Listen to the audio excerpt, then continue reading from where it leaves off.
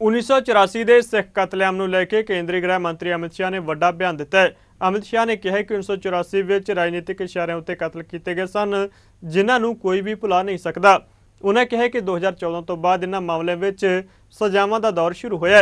उन्हें भी कहा कि मुगलों विरुद्ध जंग होवे, भारत की आज़ादी की लड़ाई होवे जां देश दी सरहदां की राखी की गल होवे, हर थां कुर्बानी लई सिख भाईचारा हमेशा सब तो अगे रहा। अमित शाह ने अज नवी दिल्ली में दिल्ली सिख गुरुद्वारा प्रबंधक कमेटी वालों आयोजित एक प्रोग्राम में मुख्य मेहमान वजों शिरकत की और इसनूं संबोधन किया। उन्हें कहा कि नवे पातशाह श्री गुरु तेग बहादुर जी ने इस देश उत्ते जो उपकार किए ने उन्होंने कदे भी भुलाया नहीं जा सकता। उन्हें कहा कि औरंगजेब वालों कश्मीर के लोगों ते कीते अत्याचारों लई महान कुर्बानी देना उन्हां दी महानता नूं दर्शाउंदा है। इस मौके केंद्रीय गृह मंत्री अमित शाह ने पिछले 9 सालों में मोदी सरकार वालों सिखां लई कीते कार्ज गिणवाए। दिल्ली सिख गुरुद्वारा प्रबंधक कमेटी के प्रधान हरमीत सिंह कालका, जनरल सकत्तर जगदीप सिंह कालों, बीजेपी के कौमी सकत्तर मनजिंदर सिंह सिरसा तो इलावा सिख कौम दी अहम शख्सियतां ने सिक्खी लई वड्डे कार्ज करन ते अमित शाह का धन्नवाद किया और उन्होंने सन्मानित किया। इस मौके कौमी घट गिणती कमीशन के चेयरमैन इकबाल सिंह लालपुरा, साबका राज्यसभा मैंबर तरलोचन सिंह, अदारा चढ़ती कला के चेयरमैन पद्मश्री सरदार जगजीत सिंह दर्दी, दिल्ली सिख गुरुद्वारा प्रबंधक कमेटी के समूह मैंबरों ने शमूलियत की। सिख पंथ की महान गुरु परंपरा को मैं हाथ जोड़कर मस्तक झुकाकर प्रणाम करना चाहता हूं, शीश झुकाकर प्रणाम करना चाहता हूं।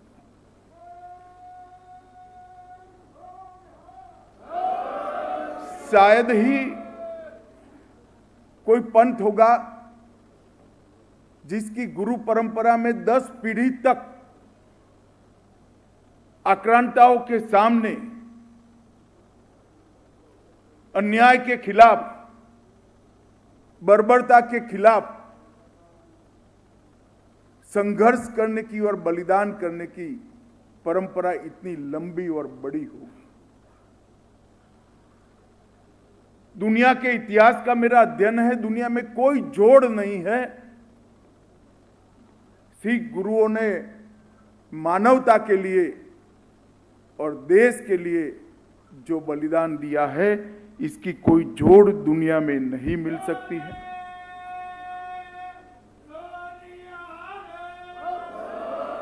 और ये मैं अकेला नहीं, दुनिया का हर एक व्यक्ति जो इस इतिहास को जानता है वो इसको स्वीकार भी करता है, सम्मान भी करता है। आज कई जगह पे अलग अलग प्रकार के सूर निकल रहे हैं। मैं भारतीय जनता पार्टी का राष्ट्रीय अध्यक्ष भी रहा हूं। मैं बेझिझक कह सकता हूं, इस देश पर 9वें गुरु तेग बहादुर जी का जो उपकार है, ये देश कभी इसको भुला नहीं सकता।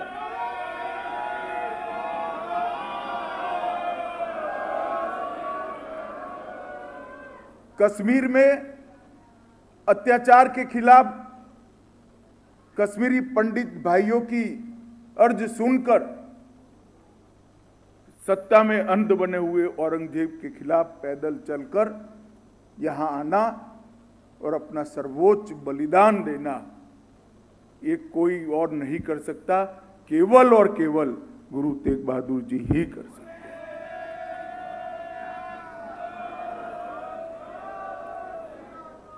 और जब प्रधानमंत्री जी ने गुरु तेग बहादुर जी के स्मरण में उत्सव मनाने का तय किया, स्थान तय करने का निर्णय आया, मेरे मंत्रालय को ही ये सौभाग्य मिला था वो उत्सव का पूरे साल का संचालन करने का। हमने स्थान तय यही किया कि जिस स्थान से गुरु साहब की शहीदगी की घोषणा हुई थी, उसी दीवार पर उनका गुणगान, उसी दीवार पर उनका यशोगान होगा और लाल किले से ही ये समारोह मनाया जाए। धर्म और कर्म दोनों को समान रूप से लेकर आगे चला है। धर्म के लिए जान देने की बारी आती है तो सच्चा सिख कभी वापिस मुड़कर नहीं देखता है, पीछे मुड़कर नहीं देखता है। और देश की सुरक्षा की भी बात आती है तो सरदार अजीत सिंह हो या सरदार भगत सिंह हो, वहां से लेकर आज तक देश को आज़ादी दिलाने से लेकर देश की सीमाओं की सुरक्षा करने के लिए सबसे ज़्यादा अगर कोई एक कौम ने बलिदान दिया है तो वो मेरे सिख भाइयों ने बलिदान दिया। चाहे गुरु तेग बहादुर जी का 400वां प्रकाश पर्व हो, नानक देव साहब का 550वां प्रकाश पर्व हो, गुरु गोविंद सिंह जी का 350वां प्रकाश पर्व हो, चाहे FCRA का अनुमति देना हो, CSR का अनुमति देना हो, चाहे लंगर पर से GST को हटाना हो, चाहे करतारपुर साहिब कॉरिडोर का सम्मान कर कर ड्राई पोर्ट का निश्चित समय में 15,000 यात्री जा पाए, इस प्रकार की रचना करनी हो, सुल्तानपुर लोधी को हेरिटेज सिटी बनाना हो, ब्रिटेन के विश्वविद्यालय में नानक देव जी महाराज के नाम पर कोई पीठ खड़ी करनी हो, और चाहे पाकिस्तान में सिख यात्रियों को जाने के लिए सुविधा खड़ी करनी हो, सब चीजें मोदी जी के नेतृत्व में 9.5 साल में हुई। 84 के दंगे कोई भी सभ्य व्यक्ति भूल नहीं सकता। ऐसी नृशंस हत्याएं राजनीतिक इशारे के साथ की गई, और जब तक 2014 में सरकार नहीं बनी, एक भी व्यक्ति को एक भी दिन की जेल भी नहीं हुई थी, कोई अरेस्ट भी नहीं। जांच आयोग पर जांच आयोग, जांच पर जांच, परिणाम नहीं मिलता था। मोदी जी ने SIT बनाई, 300 मामलों को दोबारा खोला, और जो दोषी थे उनको जेल के अंदर भेजने की शुरुआत हुई है। मैं शुरुआत शब्द इसलिए कर रहा हूं कि अभी भी मामले चल रहे हैं, और आगे जो बचे खुचे हैं उनको भी आगे उनके साथ न्याय करने का काम भी हम जरूर करेंगे।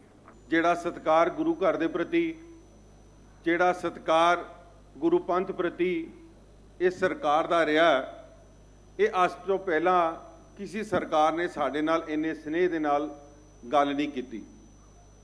ਸਾਡੇ ਗ੍ਰਹਿ ਮੰਤਰੀ ਸਾਹਿਬ ਨੂੰ ਜਦ ਕਦੀ ਵੀ ਕੋਈ ਕੰਮ ਅਸੀਂ ਕਿਹਾ, ਦੂਸਰਾ ਮਿੰਟ ਬਹੁਤ ਵੱਡੀ ਗੱਲ ਹੁੰਦੀ ਹੈ, ਦੂਸਰਾ ਮਿੰਟ ਨਹੀਂ ਲੱਗਿਆ ਜਦ ਇਹਨਾਂ ਨੇ ਸਾਡੀ ਗੱਲ ਨੂੰ ਪੂਰਾ ਨਾ ਕੀਤਾ ਹੋਏ।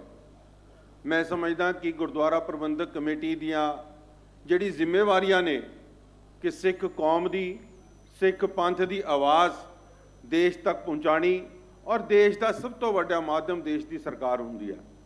साड़ियां जिहड़ियां मंगां रहियां अपने जिस वक्त असीं लैके जांदे सी, उस तो पहला इन्हां दी सोच हुंदी सी। जे हुणे तुसीं फिल्म दे विच देखिया वीर बाल दिवस की गल, ये खालसा जी कोई छोटी मोटी गल नहीं है। साल का एक दिन 26 दिसंबर उन्होंने साहबजादियां नूं समर्पित करना, जिहड़ा देश के विच बैठा नहीं दुनिया के विच बैठा अज उस गौरवमय इतिहास नूं जानू हो सके, ये मुमकिन करके दिखाया तो श्री अमित शाह जी की सरकार ने। जे FCRA की हुणे तुसीं गल कीती है, तुसीं सुनिया कि FCRA और CSR कहण नूं बड़े छोटे शब्द ने, मगर यदी गहराई वाल तुसीं अगर जाके देखो कि FCRA वो अकाउंट है कि जिहड़े फॉरन दे विच बैठे साडे भरा जिहड़ी अपनी किरत कमाईआं दे विचों दसवंत देना चाहुंदे सी, वो गुरु घरां दे विच दसवंत नहीं भेज सकदे सी। और 50 साल दे दिल्ली कमेटी दे इतिहास दे विच किसी ने उपराला नहीं किया।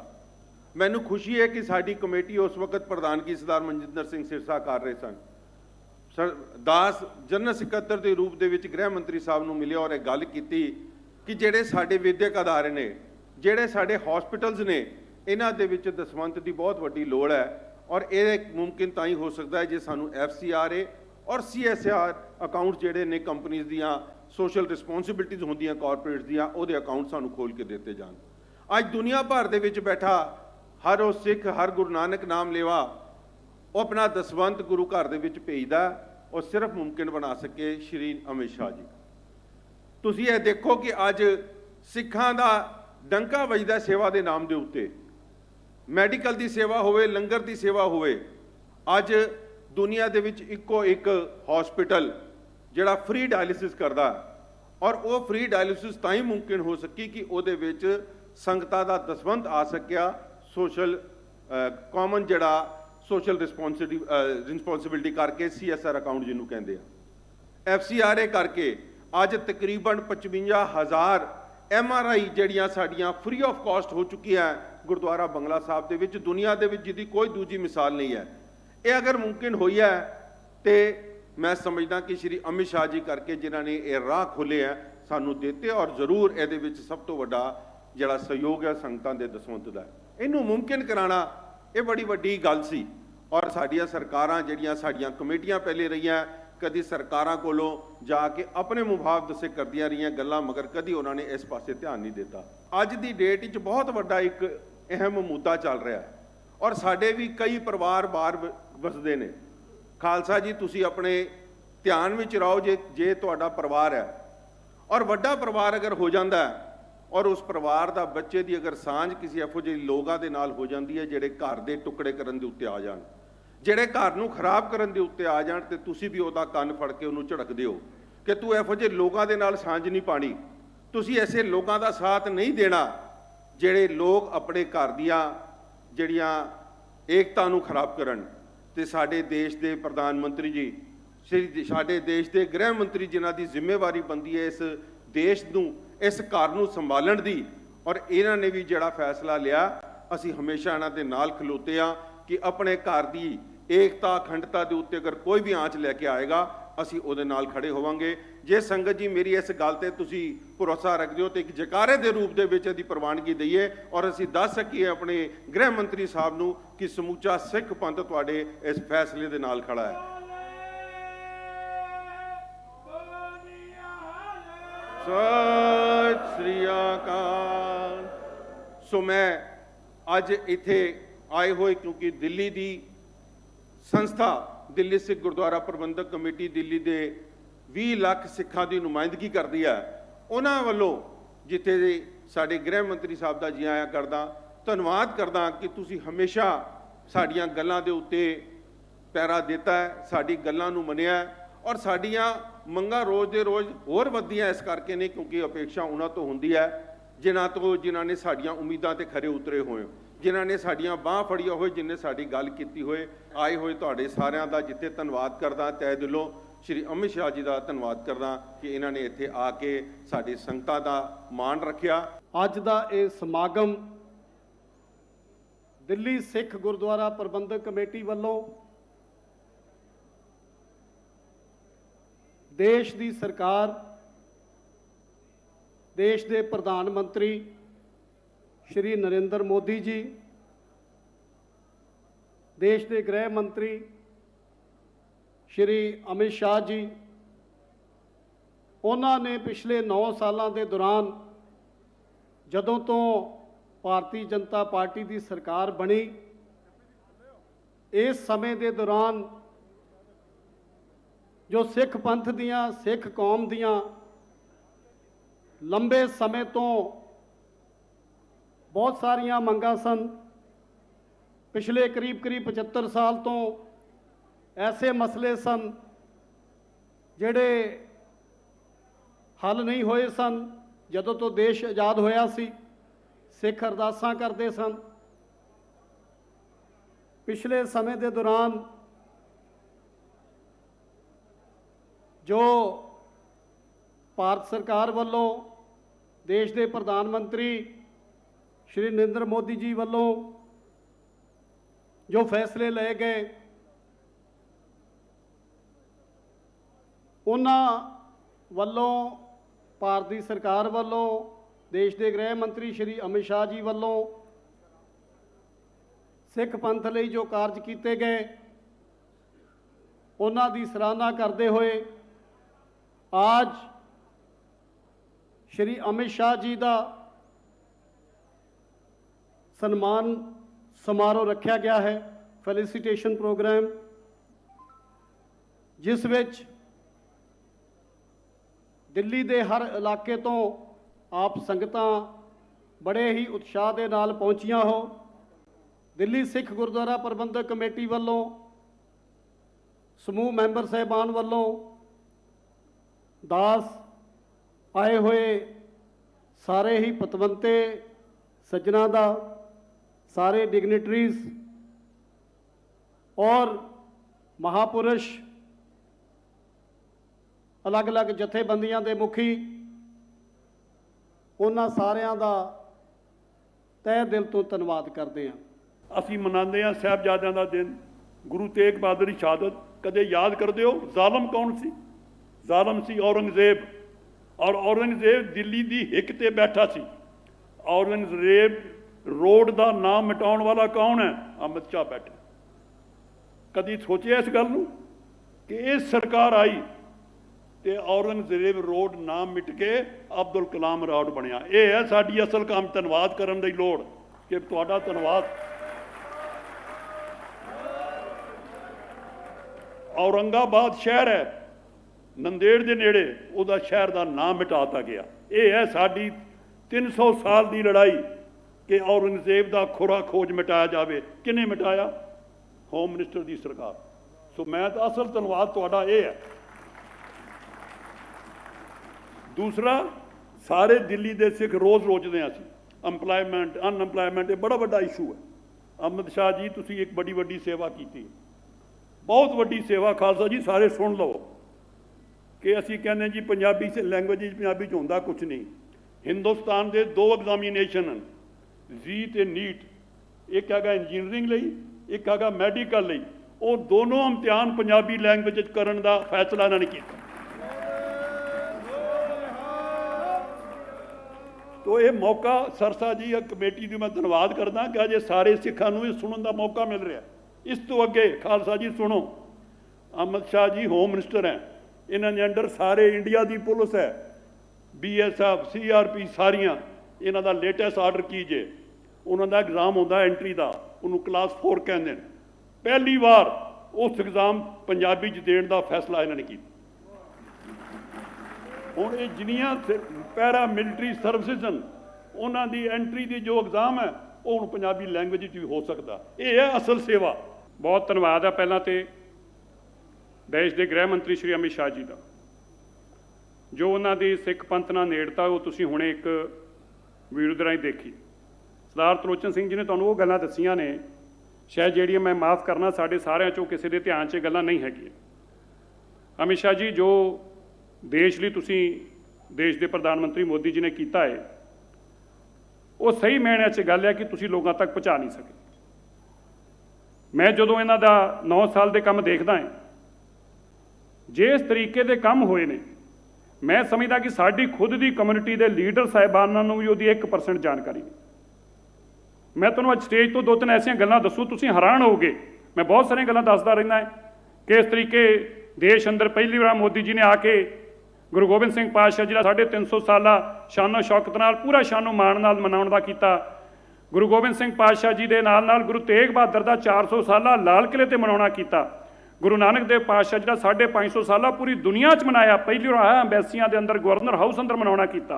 होर ते होर जिहड़े साडी छातियां ते पैर रख के खड़े सज्जन कुमार वर्गे लोग सीगे, जिहड़े लोग कातल सी 1984 दे, उन्हां नूं जेलां च पाउण दा काम कीता। जिस तरह मेरे तो पहले हरमीत जी ने दस्सिया है, चाहे FCRA के मसले होण, चाहे बाल दिवस, गुरु साहब के साहिबजादियां दा नाम, लालां दा नाम देश और दुनिया च मना के एक दिन सीमित और रख के तय करना कि पूरा देश का हर बच्चा हर भाषा चो दिन मनाऊगा। ऐसे हज़ारां काम ने, पर मैं तुहानूं अज कुछ इहो जिहियां जानकारियां देना चाहुंदा है जिहड़ियां मैं समझदा साडी कौम कोल होणियां बड़ी जरूरी ने।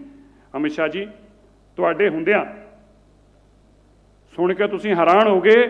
अज देश के अंदर सिख 5 जगह के उत्ते साडे वाइस चांसलर ते चांसलर बैठे ने। Professor Jagbir Singh chancellor central university Bathinda लगाया। डॉक्टर हरमिंदर सिंह बेदी हिंदी स्कॉलर ने, उन्होंने चांसलर हिमाचल यूनिवर्सिटी का लगाया।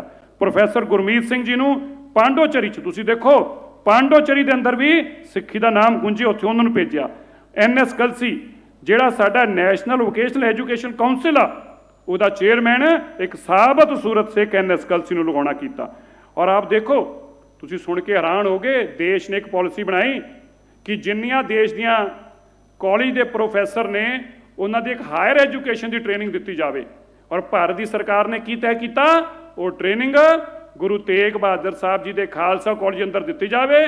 ਉਸ ਦਾ ਨਾਮ Guru Angad Dev teacher training institute ਦੇ ਕੇ ਭਾਰਤ ਦੀ ਸਰਕਾਰ ਨੇ ਹੁਣ ਤੱਕ 80,000 ਪ੍ਰੋਫੈਸਰ, ਕਿੰਨੇ ਜ਼ੋਰ ਨਾਲ ਬੋਲੋ, ਕਿੰਨੇ 80,000 ਪ੍ਰੋਫੈਸਰ, ਉਹਨਾਂ ਦੇ ਘਰ 'ਚ ਜਿਹੜੀਆਂ ਹੁਣ ਡਿਗਰੀਆਂ ਟੰਗੀਆਂ ਨੇ ਉਹਦੇ ਤੇ ਲਿਖਿਆ ਹੈ Guru Tegh Bahadur Khalsa college Guru Angad Dev teacher training institute. ਅਗਰ ਉਹ 80,000 ਪ੍ਰੋਫੈਸਰ ਅਗਲੇ ਆਪਣੇ 25 ਸਾਲ ਦੇ ਕਰੀਅਰ ਦੇ ਦੌਰਾਨ 1,000 ਬੱਚੇ ਨੂੰ ਵੀ ਐਜੂਕੇਸ਼ਨ ਦੇਣਗੇ, ਕਲਪਨਾ ਕਰਕੇ ਦੇਖੋ ਦੇਸ਼ ਦੇ 8 ਕਰੋੜ ਲੋਕਾਂ ਦੇ ਦਿਲਾਂ ਦੇ ਵਿੱਚ ਗੁਰੂ ਤੇਗ ਬਹਾਦਰ ਸਾਹਿਬ ਦਾ ਨਾਮ ਵਸਾਉਣ ਦਾ ਕੰਮ ਸਰਕਾਰ ਨੇ ਕੀਤਾ ਹੈ।